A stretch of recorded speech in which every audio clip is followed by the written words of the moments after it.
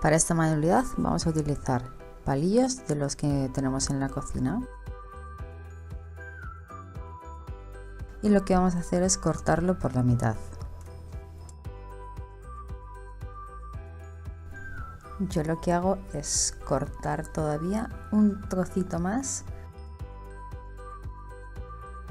para que el lápiz no vaya a quedar tan largo, sino que quede algo proporcionado a la muñeca.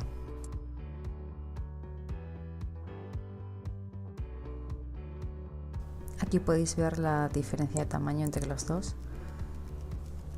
¿Veis? Queda un poquito más corto y yo creo que más proporcionado y más bonito a la hora de utilizarlo para decoración. Repito este paso con todos los palitos que voy a utilizar para hacer los lápices. Una vez hemos cortado todos los palitos que queremos utilizar como lápices, lo que vamos a hacer es pintarlos.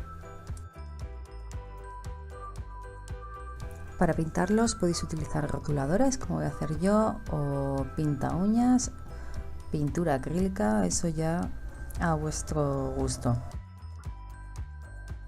Os recomiendo poner un folio o algo debajo, ya que cuando hagáis esto veréis que va a manchar bastante. Y vais a ir haciendo como yo. Pintamos primero la puntita para simular lo que es la lámina del lápiz.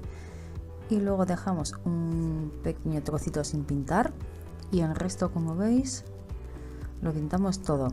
Hay que darle varias pasaditas, en mi caso para que se marque bien el color, e ir girando poco a poco y rellenando los huequitos que nos quedan sin pintar. Y esto lo tenemos que hacer con todos los lápices que queramos, con los colores que hayamos elegido.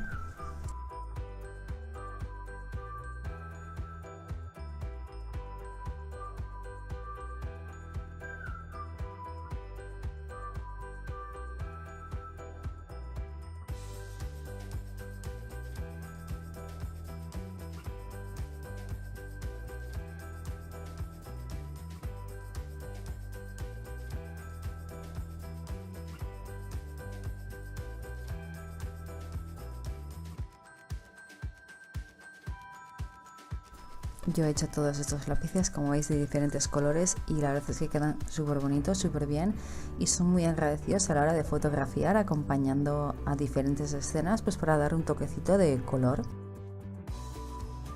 Espero que os haya gustado el vídeo y nos vemos en el próximo.